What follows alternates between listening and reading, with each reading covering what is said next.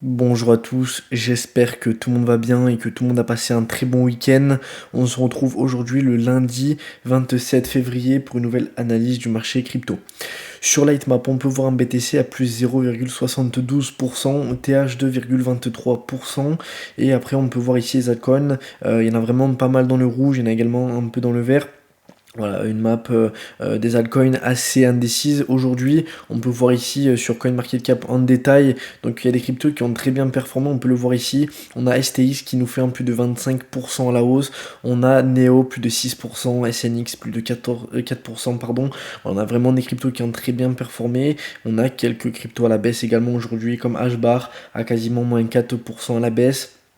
On a également voilà, pas mal de cryptos qui ont baissé, on peut voir qu'ici, voilà, vraiment ça se vaut entre les altcoins qui ont bien performé et les altcoins qui ont baissé durant les 24 dernières heures. Sur le free grid aujourd'hui, on est à 50 pile poil, hier on était à 51, donc là on est vraiment au niveau tout simplement du milieu 50. Donc rien à dire là-dessus, c'est vraiment la moyenne, donc on peut voir que le Bitcoin est très très indécis aujourd'hui. Sur Decentrader maintenant pour l'analyse de Bitcoin, on peut voir qu'on a un commando score, donc l'algorithme commando score à 0,22.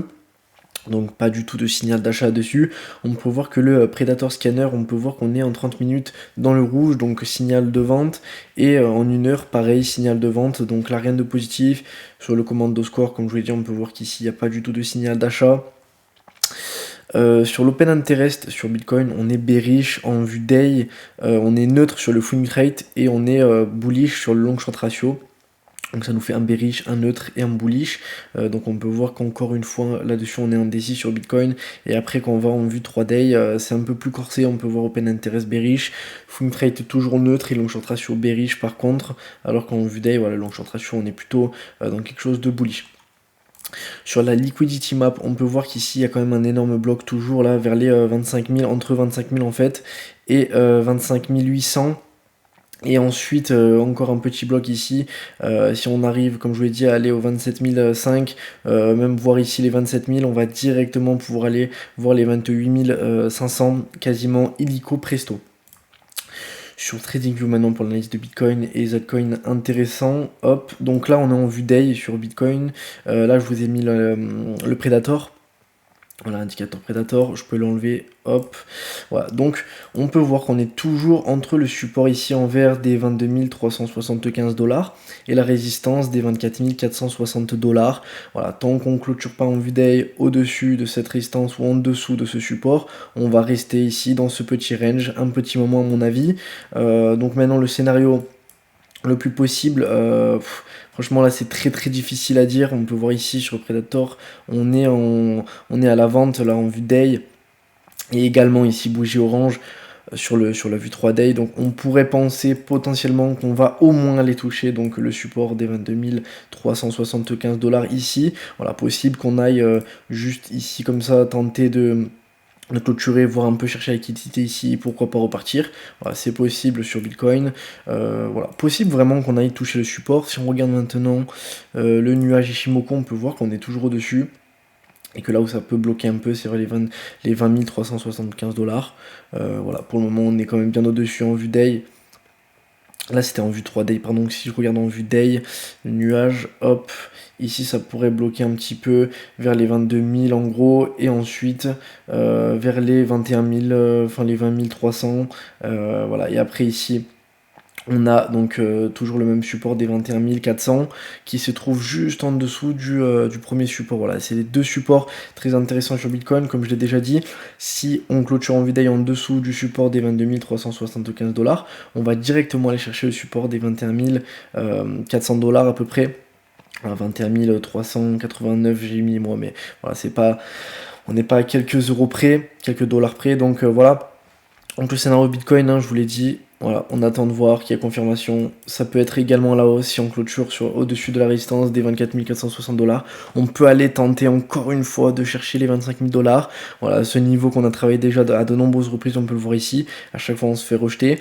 Bon, je l'ai déjà dit plein de fois. Si on clôture en VDI au-dessus des 25 000 $, Bitcoin, c'est vraiment to the moon, ça peut partir très très fort d'un coup. En crypto intéressante, on a Band, donc toujours très très intéressante à surveiller. On peut voir qu'ici, voilà, on possible qu'on aille chercher le support des 1.318. Maintenant, Si on arrive à clôture en vue d'œil au-dessus de la résistance des 2,265 $ ici que vous voyez en orange, ça va vraiment partir fort sur bande, donc à surveiller, n'hésitez pas à le mettre sur vos graphiques. On a Matic qui est toujours très intéressant. Ici on peut voir qu'en vue d'œil on a vraiment touché, on était à 2 doigts de toucher le support que j'avais mis des 1,1892 $. On a direct une impulsion à la hausse. Ici, pareil, là on s'est fait rejeter. Ici, vous pouvez voir quasiment pareil. On a quasiment touché la résistance des 1,3072 $. Donc maintenant, en vue d'œil, on va surveiller ces deux niveaux. Là, on est toujours un peu dans le range. Il peut y avoir encore quelques jours des bougies ici. En daily maintenant, ce qu'il va falloir surveiller, c'est si on clôture en vue, donc daily, comme je dis, au-dessus des 1,3072 $, ça peut aller très vite à la hausse, évidemment. Et si on clôture en vue d'œil en dessous du support ici que vous voyez en vert des 1,556 $, on peut aller chercher des niveaux assez bas. Donc je pense pas que Polygon Matic va vraiment chuter.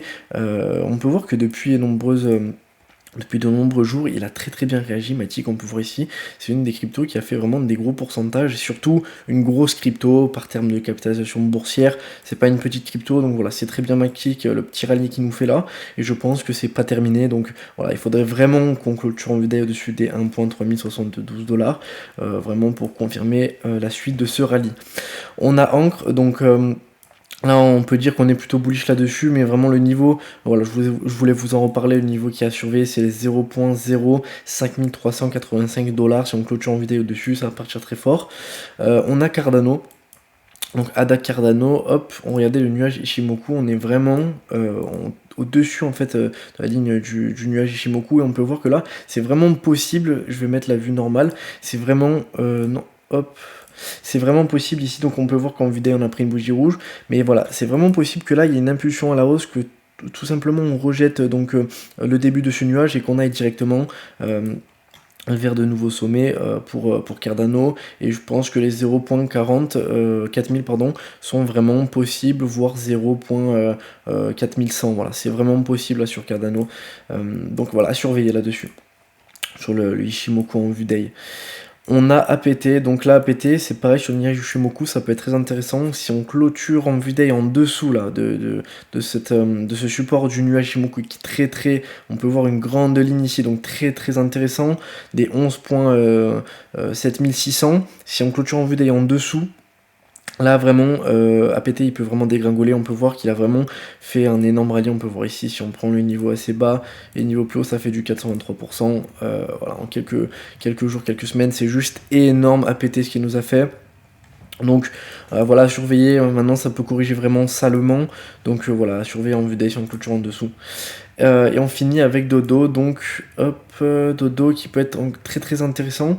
On peut voir que si je mets en vue 4 heures par exemple, je trouve que c'est très intéressant. On peut voir ici que voilà, il y a eu un pump, consolidation ici, pump, ici pareil, dans un petit range, pump, et là possible qu'on est dans un petit range encore une fois, et après possible que voilà, ça fasse un scénario comme ça. Si je mets avec le crayon, on peut voir qu'ici, voilà, pump, hop, pump, voilà, et là possible qu'on fasse la même chose, et du coup qu'on repump un peu, même si c'est un peu moins, voilà, même si on s'arrête ici, voilà, c'est possible. Hop, j'enlève ça. Voilà, possible qu'il se passe ça sur Dodo, donc vraiment à surveiller Dodo, qui je trouve forme, voilà, pas un signal d'achat, mais je pense que voilà, il peut dans les heures à suivre, en tout cas, peut-être pas dans les jours, mais dans les heures à suivre, voilà, pumper encore un petit coup, avant qu'il y ait une grosse correction sur Dodo qui va potentiellement venir dans les semaines à venir. Voilà, j'espère que la vidéo vous a plu, n'hésitez vraiment pas à mettre un like, un commentaire, n'oubliez pas, je ne suis pas conseiller financier, faites votre propre recherche, et on se dit à demain pour une prochaine vidéo, ciao.